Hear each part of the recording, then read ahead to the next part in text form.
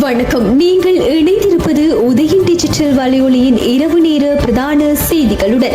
செய்தி தொகுப்பு உதயன் டிஜிட்டல் செய்தி பிரிவு. செய்திகள் வாசிப்பவர் லிஷா தரணீஸ்வரன். முதலில் தலைப்புச் செய்திகள். ஜாலில் வன்முறை கும்பலின் அட்டூழியங்களால் வாகனங்கள் தீக்கிரை. சாவகச்சேரி மருத்துவமனையின் புதிய பதில் மருத்துவ அத்தியட்சகராக மருத்துவர் ரஜீவ் பதவியேற்பு. மும்பைக்கு விடுக்கப்பட்டுள்ள சிவப்பு எச்சரிக்கை. கனடாவில் காணாமல் போன மூவர் சடலங்களாக மீட்பு.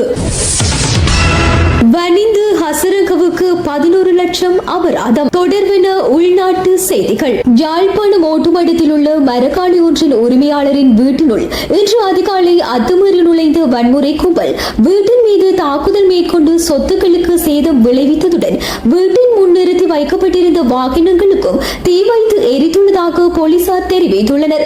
சம்பவம் தொடர்பில் யாழ்ப்பாண போலீசார் முன்னெடுத்த முதல்கட்ட விசாரணையின் போது குறித்த உரிமையாளரின் மகன் ஜாலில் இயங்கிய வன்முறை கும்பலுடன் முன்னர் சேர்ந்து இயங்கியதாகவும் தற்போது பிரான்ஸ் நாட்டில் தஞ்சமடைந்துள்ளதாகவும் தெரிவிக்கப்படுகின்றது. அதிபர் மற்றும் ஆசிரியர் சம்பள முரண்பாட்டை தீர்த்து வைக்கும் முகமாக அரசுக்கு அழுத்தம் கொடுக்க வேண்டும் என்ற சுகவீன விடுமுறை போராட்டம் ஒன்று முன்னெடுக்கப்பட்டுள்ளது.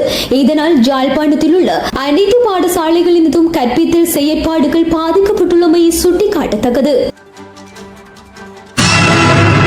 சாவகச்சேரி ஆதார மருத்துவமனையின் புதிய பதில் மருத்துவ அத்தியட்சகராக மருத்துவர் கோபாலமூர்த்தி ரஜீவ் இன்று காலை கடமைகளை பொறுப்பேற்றுக் கொண்டுள்ளார். சுகாதார அமைச்சின் கடிதத்திற்கு அமைய மருத்துவமனையில் இன்று இடம்பெற்ற நிகழ்வில் வடக்கு மாகாண சுகாதார சேவைகள் பணிப்பாளர் சமன் பத்திரன, யாழ்ப்பாண பிராந்திய சுகாதார சேவைகள் பணிப்பாளர் கேதீஸ்வரன் முன்னிலையில் புதிய பதில் மருத்துவ அத்தியட்சகர் கடமைகளை பொறுப்பேற்றுள்ளார். சாவகச்சேரி ஆதார மருத்துவமனை பதில் மருத்துவ அத்தியட்சகராக இருந்த ராமநாதன் அர்ச்சுனாவை மாற்ற கோரி அரசு மருத்துவ அதிகாரிகள் சங்கத்தினர் பணிப்புறக்கணிப்பில் ஈடுபட்டனர். இந்த நிலையில் பதில் மருத்துவ அத்தியட்சகருக்கு ஆதரவாக தென்மராட்சி பொது அமைப்புகள் மற்றும் பொதுமக்களின் ஏற்பாட்டில் நேற்று பாரிய போராட்டம் நடாத்தப்பட்ட நிலையில் பதில் வைத்திய அத்தியட்சகர் ராமநாதன் அர்ச்சுனா சுகவீன விடுமுறை என தெரிவித்து கொழும்புக்கு சென்றமை குறிப்பிடத்தக்கது.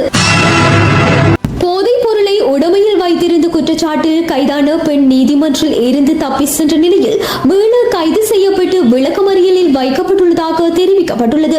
யாழ்ப்பாணம் போலீஸ் பிரிவுக்கு உட்பட்ட பகுதியில் கெரோயின் போதைப் பொருளை உடமையில் வைத்திருந்த குற்றச்சாட்டில் பெண்ணொருவர் கைது செய்யப்பட்டு விசாரணைகளின் பின்னர் நேற்று நீதிமன்றில் முற்படுத்த போலீசார் அழைத்து சென்றுள்ளனர்.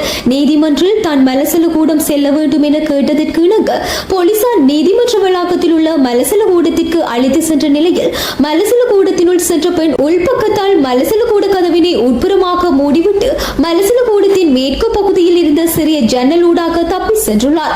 நீண்ட நேரமாகியும் உள்ளே சென்ற பெண் வராததால் சந்தேகம் அடைந்து போலீசார் பெண்ணை அழைத்தும் உள்ளே இருந்து பதில் வராததால் கதவினை உடைத்து பார்த்த போதே பெண் தப்பி சென்றதாக தெரிவிக்கப்பட்டுள்ளது.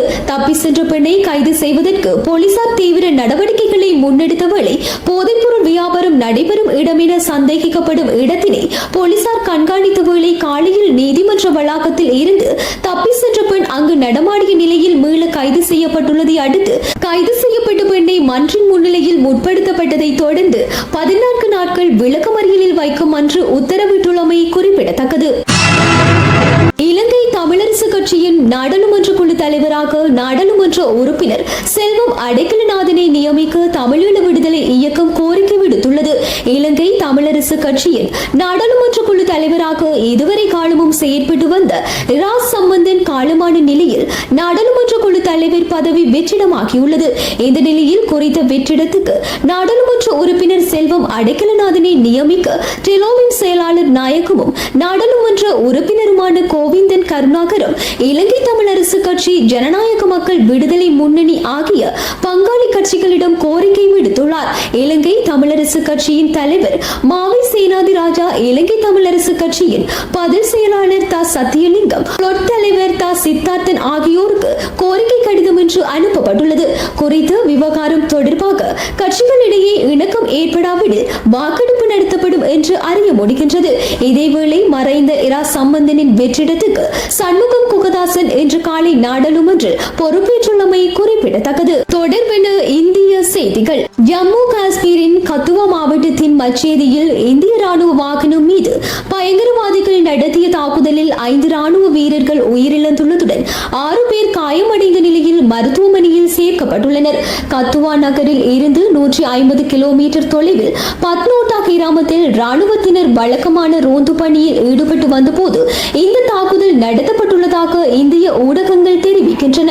முதலில் கையெறி கொண்டு வீசிய பயங்கரவாதிகள் பின் துப்பாக்கிச்சூடு நடத்திய நிலையில் ராணுவத்தினர் பதில் தாக்குதல் நடத்திய போதிலும் பயங்கரவாதிகள் அருகாமையில் உள்ள காட்டின் வழியே தப்பி சென்றுள்ளனர். மேலும் சில பகுதிகளில் ராணுவத்திற்கும் பயங்கரவாதிகளுக்கும் இடையே கடும் துப்பாக்கி சூடு நடைபெறுவதாக தெரிவிக்கப்பட்டுள்ளது. பயங்கரவாத தாக்குதலை தொடர்ந்து அந்த பகுதியில் கூடுதல் படையினர் பணியில் ஈடுபடுத்தப்பட்டு உள்ளனர். தப்பியோடிய பயங்கரவாதிகளை தேடும் பணிகள் மும்முரமாக நடைபெற்று வருவதாக இந்திய ராணுவம் தெரிவித்துள்ளது. கராஸ்டியா மாநிலத்தின் மும்பை நகரில் கனமழை காரணமாக மக்களின் இயல்பு வாழ்க்கை பெரிதும் பாதிக்கப்பட்டுள்ளதாக இந்திய வானிலை ஆய்வு மையம் இன்று மும்பை மற்றும் அதன் அண்மையில் அமைந்துள்ள ஏனைய பகுதிகளில் கனமழை வாய்ப்புள்ளது என கடும் எச்சரிக்கை விடுத்துள்ளது. அதன் காரணமாக பள்ளி மற்றும் கல்லூரிகளுக்கு விடுமுறை அறிவிக்கப்பட்டுள்ள நிலையில் மும்பை மற்றும் ரத்னகிரி உள்ளிட்ட சில இடங்களில் இன்று கனமழைக்கு வாய்ப்புள்ளது என தெரிவிக்கப்பட்டுள்ளது. இதேவேளை இன்று நடைபெற இருந்த மும்பை பல்கலைக்கழக தேர்வு ஒத்திவைக்கப்பட்டுள்ளதாகவும் திங்கட்கிழமை பதிவான மழை காரணமாக நகர பேருந்து, ரயில் மற்றும் விமான போக்குவரத்து சேவையும் இடைநிறுத்தப்பட்டுள்ளதாக தெரிவிக்கப்பட்டுள்ளது. தொடர்பென உலக செய்திகள். உக்ரைனின் தலைநகரில் உள்ள சிறுவர் மருத்துவமனை உள்ளிட்ட பல நகரங்களின் மீது ரஷ்யா மேற்கொண்ட தாக்குதலில் 30க்கும் மேற்பட்டவர்கள் கொல்லப்பட்டுள்ளதாக தெரிவிக்கப்பட்டுள்ளது. உக்ரைனின் பல நகரங்களை இலக்கு வைத்து வழமைக்கு மாறான பகல் நேர தாக்குதல் இடம்பெற்றுள்ளது என உக்ரைன் அதிகாரிகள் தெரிவித்துள்ளனர். உக்ரைன் தலைநகரில் உள்ள பிரதான சிறுவர் மருத்துவமனையான ஒக்மாடிட் மீது தாக்குதல் இடம்பெற்றுள்ளது என உக்ரைன் அதிகாரிகள் தெரிவித்துள்ளனர்.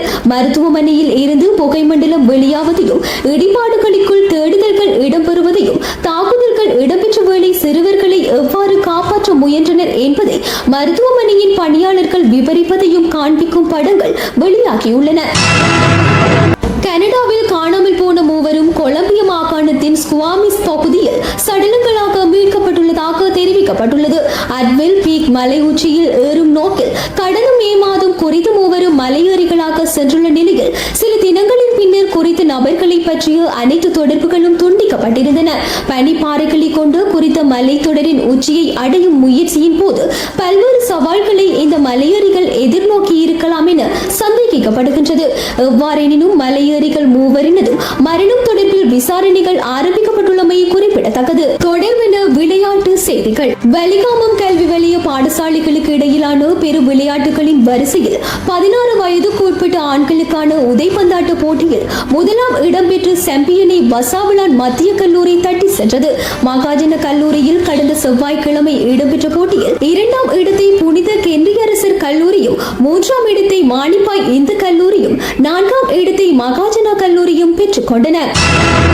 லங்கா பிரீமியர் லீக் தொடரில் கண்டி பால்கன்ஸ் அணியின் தலைவர் வனிந்த கசரங்கவுக்கு 11 லட்சம் ரூபாய் அபராதம் விதிக்க போட்டிக்குழு தீர்மானித்துள்ளதாக தெரிவிக்கப்பட்டுள்ளது.